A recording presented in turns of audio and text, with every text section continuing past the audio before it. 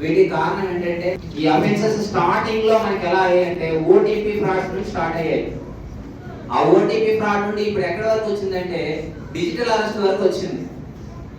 ప్రతి ఏ అఫెన్స్ జరగడానికైనా సరే victim consent, మనం కన్సెంట్ ఇస్తేనే ఫ్రాడ్స్టార్ అనేవాడు యాక్సెస్ చేసుకుంటాడు.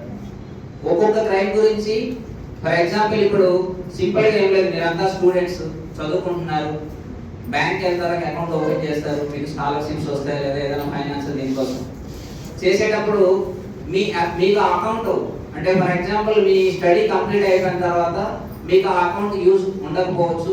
ఆ తర్వాత ఏం చేయాలంటే మీరు ఆ అకౌంట్ గురించి పట్టించుకోకపోతే ఫర్దర్గా ఏం జరుగుతుందంటే బ్యాంకులో ఉండే అందరు అఫీషియల్స్ అని నేను చెప్పట్లేదు, బ్యాంకులో ఉండే అవుట్ సోర్సింగ్ కానీ లేదా బ్యాంక్ ఎంప్లాయీస్ కానీ లేదా మీ అకౌంట్ మీ ఫ్రెండ్ కానీ మీరు ఎవరికైనా ఇచ్చేస్తే ఆ అకౌంట్ని కొంతమంది కమిషన్ బేసిస్లో వేరే వాళ్ళకి ఇవ్వడం జరుగుతుంది.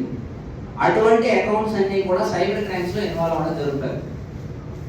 చాలా మంది మా దగ్గరకు వచ్చే కంప్లైంట్స్ చాలా మంది ఎందుకంటే ఆ అకౌంట్లో క్రోర్స్ ఆఫ్ రూపీస్ ట్రాన్సాక్షన్ జరుగుతుంది, బట్ మీకు అది తెలియదు. కాబట్టి ఎప్పుడైనా సరే క్లియర్గా చెప్పండి, మీ పేరెంట్స్ కానీ బ్రదర్స్ కానీ మీ ఇంట్లో ఉండాలి ఎవరైనా సరే ఏదైనా ఒక బ్యాంక్ అకౌంట్ మీరు ఓపెన్ చేసి కొద్ది రోజులు మీరు దాన్ని యూసేజ్ చేసిన తర్వాత మీకు ఇంకా అవసరం లేదనుకుంటే డైరెక్ట్గా బ్యాంక్ ఇలా అకౌంట్ క్లోజ్ చేసుకోవాలి. లేదంటే అది ఎప్పుడైనా సరే ఎవరి పేరుతోనైతే ఉందో ఐడి ప్రూఫ్ మీ పేరుతోనే ఉంటుంది, అడ్రస్ మీదే ఉంటుంది, కేవైసీ డీటెయిల్స్ మీదే ఉంటాయి. అఫెన్స్ ఏదైనా జరిగితే ఖచ్చితంగా మనం దానికి రెస్పాన్సిబిలిటీ మనదే. ఎందుకంటే ఇగ్నోరెన్స్ ఆఫ్ లా అనేది ఎక్కడ కూడా ఇది ఉండదు అన్నమాట.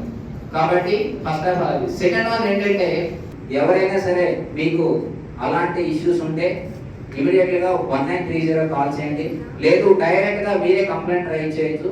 cybercrime.gov.in ఇది వెబ్సైట్ అడ్రస్.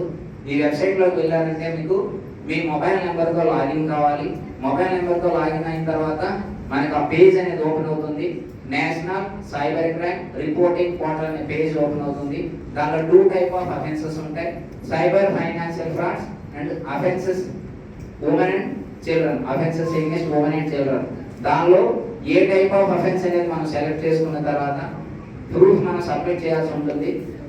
మనకి ఒకవేళ మనం ఫోన్పే ద్వారా మోసపోయామా, గూగుల్ పేనా, బ్యాంక్ అకౌంట్ ట్రాన్స్ఫర్ చేసామా, లేకపోతే మీకు ఏమైనా స్టాకింగ్ జరుగుతుందో ఆ స్క్రీన్ షాట్స్ అన్ని కూడా మనం ఎవిడెన్స్కి ఇవ్వాల్సి ఉంటుంది.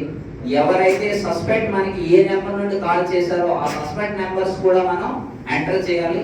ఎంటర్ చేసిన తర్వాత జస్ట్ 2-3 లైన్స్లో మనం జరిగినటువంటి ఇన్సిడెంట్ అక్కడ బ్రీఫ్ రాయాలి. రాసిన తర్వాత సబ్మిట్ చేశారంటే మీ యొక్క కంప్లైంట్ అనేది రిజిస్టర్ అయిపోతుంది. అక్కడ నుంచి మనం I4C వాళ్ళు ఫాలోఅప్ చేయడం జరుగుతుంది అన్నమాట. ఇది కంప్లైంట్ ప్రొసీజర్.